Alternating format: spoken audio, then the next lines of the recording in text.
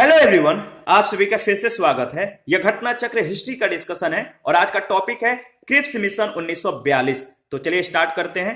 देखिए, द्वितीय विश्व युद्ध में जापान की बढ़ती हुई शक्ति को देखते हुए अंतर्राष्ट्रीय समुदाय विशेषकर अमेरिका, चीन एवं ऑस्ट्रेलिया ने ब्रिटेन पर भारत को स्वतंत्र करने के लिए दबाव बढ़ाया, जिसके फलस्वरूप स्टैफोर्ड क्रिप्स के नेतृत्व में मिशन भारतीय नेताओं से वार्ता के लिए मार्च 1942 में भारत आया। इस मिशन ने एक प्रस्ताव प्रस्तुत किया जिसकी प्रमुख शर्तें इस प्रकार थी। पहला, युद्ध के बाद भारत को डोमिनियन राज का दर्जा दिया जाएगा जो किसी बाहरी सत्ता के अधीन नहीं होगा। दूसरा, भारतीयों को अपना संविधान निर्मित करने का अधिकार दिया जाएगा, जिसके लिए युद्ध के बाद एक संविधान निर्मात्री परिषद बनेगी जिसमें ब्रिटिश भारत के प्रांतों के निर्वाचित सदस्य और देसी रजवाड़ों के प्रतिनिधि शामिल होंगे। तीसरा, ब्रिटिश भारत का कोई प्रांत यदि नए संविधान को स्वीकार न करना चाहे तो उसे वर्तमान संवैधानिक स्थिति बनाए रखने का अधिकार होगा।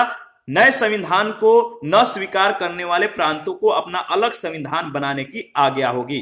चौथा, युद्ध के दौरान ब्रिटिश वायसराय की एक नए कार्यकारी परिषद का गठन किया जाएगा जिसमें भारतीय जनता के प्रमुख वर्गों के प्रतिनिधि शामिल होंगे, लेकिन रक्षा मंत्रालय ब्रिटिश नेतृत्व के पास होगा। महात्मा गांधी ने इसे उत्तर तिथीय चेक यानी पोस्ट डेटेड चेक की संज्ञा दी। क्रिप्स मिशन के साथ कांग्रेस के आधिकारिक वार्ताकार पंडित जवाहरलाल नेहरू और मौलाना आजाद थे। नाम याद रखिएगा, इंपॉर्टेंट है। पहला प्रश्न है, भारत में क्रिप्स मिशन किस वर्ष आया?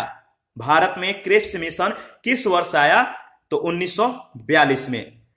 द्वितीय विश्व युद्ध में जापान की बढ़ती हुई शक्ति को देखते हुए अंतर्राष्ट्रीय समुदाय विशेषकर अमेरिका, चीन और ऑस्ट्रेलिया ने ब्रिटेन पर भारत को स्वतंत्र करने के लिए दबाव बढ़ाया, जिसके फलस्वरूप स्टैफोर्ड क्रिप्स के नेतृत्व में मिशन भारतीय नेताओं से वार्ता के लिए मार्च 1942 में भारत आया। प्रश्न संख्या सेकंड, ब्रिटानिया सरकार के प्रस्तावों की प्रारूप घोषणा जो सर स्टैफोर्ड क्रिप्स लाए थे इसमें सम्मिलित थे। ब्रिटानिया सरकार के प्रस्तावों की प्रारूप घोषणा जो सर स्टैफोर्ड क्रिप्स लाए थे इसमें सम्मिलित थे। पहला, कि भारत को एक डोमिनियन स्थिति दी जानी चाहिए। दूसरा, कि सब प्रांतों और राज्यों को मिलाकर एक भारतीय संघ होना चाहिए।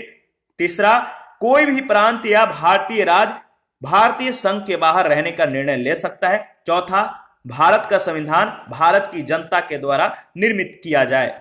तो देखिए, इसमें जो क्रिप्स के प्रस्ताव थे इसमें चारों जो कथन दिए गए हैं सम्मिलित थे, तो डी आपका सही जवाब होगा, डी यानी सभी चारों।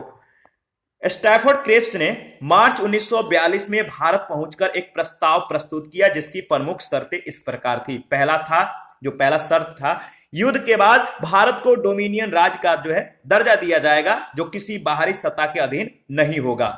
दूसरा, भारतीयों को अपना संविधान निर्मित करने का अधिकार दिया जाएगा, जिसके लिए युद्ध के बाद एक संविधान निर्मात्री परिषद बनेगी जिसमें ब्रिटिश भारत के प्रांतों के निर्वाचित सदस्य और देसी रजवाड़ों के प्रतिनिधि शामिल होंगे। तीसरा, ब्रिटिश भारत का कोई प्रांत यदि नए संविधान को स्वीकार न करना चाहे तो उसे वर्तमान संवैधानिक स्थिति बनाए रखने का अधिकार होगा और नए संविधान को न स्वीकार करने वाले प्रांतों को अपना अलग संविधान बनाने की आज्ञा होगी। चौथा, युद्ध के दौरान ब्रिटिश वायसराय की एक नई कार्यकारी परिषद का गठन किया जाएगा जिसमें भारतीय जनता के प्रमुख वर्गों के प्रतिनिधि शामिल होंगे, लेकिन रक्षा मंत्रालय ब्रिटिश नेतृत्व के पास होगा। तो ध्यान रखिएगा, इंपॉर्टेंट है।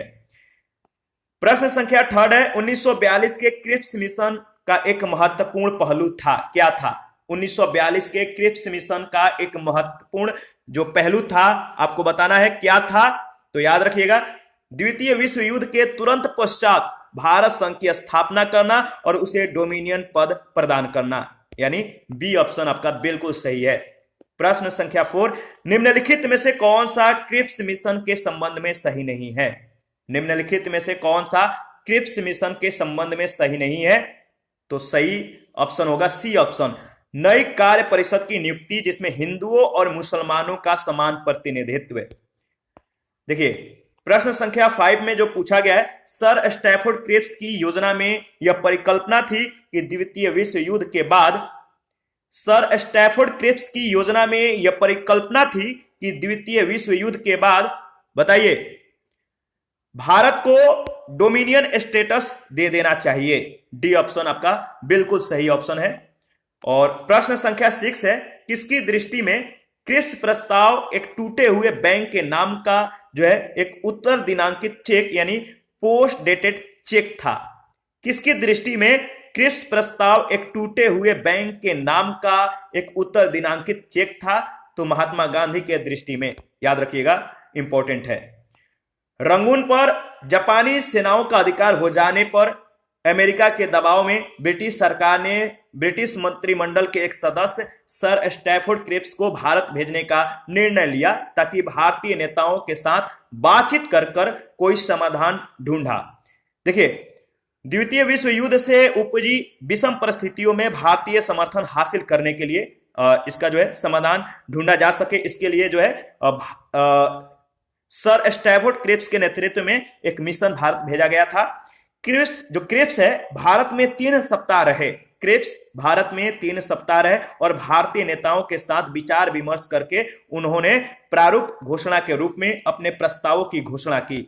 महात्मा गांधी ने इसे टूटे हुए बैंक के नाम का जो है एक उत्तर तिथीय चेक की संज्ञा दी। तो याद रखिएगा। प्रश्न संख्या 7 है, निम्नलिखित कथनों पर विचार कीजिए। क्रिप्स प्रस्तावों में प्रावधान जो है सम्मिलित है। क्रिप्स प्रस्ताव में जो प्रावधान सम्मिलित है, पहला जो दिया गया है कि भारत की पूर्ण स्वतंत्रता के लिए क्या प्रावधान क्रिप्स प्रस्ताव में सम्मिलित है। दूसरा, संविधान निर्मात्री निकाय की रचना के लिए क्रिप्स प्रस्ताव में क्या दूसरा प्रावधान सम्मिलित है? तो देखिए, दूसरा प्रावधान जो है सम्मिलित है, यानी बी ऑप्शन आपका बिल्कुल सत्य है। क्रिप्स मिशन के तहत युद्ध के पश्चात भारत को डोमिनियन अधिराज्य का दर्जा दिए जाने का प्रस्ताव था। क्रिप्स मिशन ने संविधान निर्मात्री निकाय की रचना के लिए भी प्रस्ताव किया था। यह संस्था भविष्य में ब्रिटिश राष्ट्रमंडल से पृथक होने अर्थात भारत की पूर्ण स्वतंत्रता के लिए प्रस्ताव कर सकती थी। इस प्रकार केवल दूसरा कथन सत्य है। प्रश्न संख्या 8, निम्नलिखित प्रधानमंत्रियों में से किसने भारत में क्रिप्स मिशन भेजा? निम्नलिखित प्रधानमंत्रियों में से किसने भारत में क्रिप्स मिशन भेजा? तो याद रखिएगा, विंस्टन चर्चिल, डी ऑप्शन। देखिए, द्वितीय विश्व युद्ध में भारत की भागीदारी और मदद मांगने के लिए मार्च 1942 में ब्रिटेन के प्रधानमंत्री विंस्टन, नाम याद रखिएगा, बहुत ज्यादा इंपॉर्टेंट है। जो प्रधानमंत्री थे इस समय कौन थे? विंस्टन चर्चिल की सरकार में मंत्री सर स्टैफोर्ड क्रिप्स के नेतृत्व में क्रिप्स मिशन भारत आया था। ठीक है, तो याद रखिएगा, विंस्टन चर्चिल। और 9 नंबर है, निम्नलिखित में से कौन क्रिप्स मिशन के साथ कांग्रेस के आधिकारिक वार्ताकार थे? निम्नलिखित में से कौन क्रिप्स मिशन के साथ कांग्रेस के आधिकारिक वार्ताकार थे? तो आपको मालूम है, लास्ट में इसके बारे में हम लोगों ने डिस्कस किया था, इस पॉइंट को डील किया था। तो इसका सही जवाब होगा, बताइए, पंडित जवाहरलाल नेहरू और मौलाना आजाद, यानी सी ऑप्शन आपका बिल्कुल सही है। आगे बढ़ते हैं। देखिए, क्रिप्स मिशन के साथ कांग्रेस के आधिकारिक वार्ताकार पंडित जवाहरलाल नेहरू और मौलाना आजाद थे। प्रश्न संख्या 10 है, निम्नलिखित में से किसने गांधी जी के आंदोलनों को राजनैतिक फिरौती कहा? निम्नलिखित में से किसने गांधी जी के आंदोलनों को राजनैतिक फिरौती कहा? याद रखिएगा, लॉर्ड लिनलिथगो ने। लॉर्ड लिनलिथगो ने गांधी जी के आंदोलन को राजनैतिक फिरौती कहा। वायसराय और गवर्नर जनरल लॉर्ड लिनलिथगो का कार्यकाल भारत में सबसे लंबा था, इस बात को ध्यान रखिएगा। और इनका कार्यकाल भारत में 1936 से 1943 तक रहा। भारत छोड़ो आंदोलन इन्हीं के कार्यकाल में महात्मा गांधी के द्वारा चलाया गया। तो इस बात को ध्यान रखिएगा, इस पॉइंट को, इंपॉर्टेंट है। भारत छोड़ो आंदोलन जो है इन्हीं के कार्यकाल में, किनके? लॉर्ड लिनलिथगो के कार्यकाल में महात्मा गांधी के द्वारा चलाया गया था। और इसी के साथ आज का सेशन समाप्त करते हैं। नेक्स्ट सेशन में भारत छोड़ो आंदोलन के संदर्भ में डिस्कस करेंगे। तो आप अपना प्रतिक्रिया जरूर दीजिए, आपके प्रतिक्रियाओं का हमें बेसब्री से इंतजार रहता है। और जिन लोगों ने Telegram channel, Telegram quiz group, Facebook page, Instagram को ज्वाइन नहीं किया है तो वीडियो के डिस्क्रिप्शन बॉक्स में उसका लिंक है, आप ज्वाइन कर सकते हैं। जिन लोगों को घटना चक्र का पीडीएफ चाहिए आप हमें कमेंट कर सकते हैं, या Telegram channel, Telegram quiz group या चैनल के कम्युनिटी बॉक्स में जाइए, वहां पे इसके रिगार्डिंग में इंफॉर्मेशन को शेयर किया गया है। और आप लोग अपना जो महत्वपूर्ण प्रतिक्रिया है देते रहिए। थैंक यू, मिलते हैं नेक्स्ट सेशन में।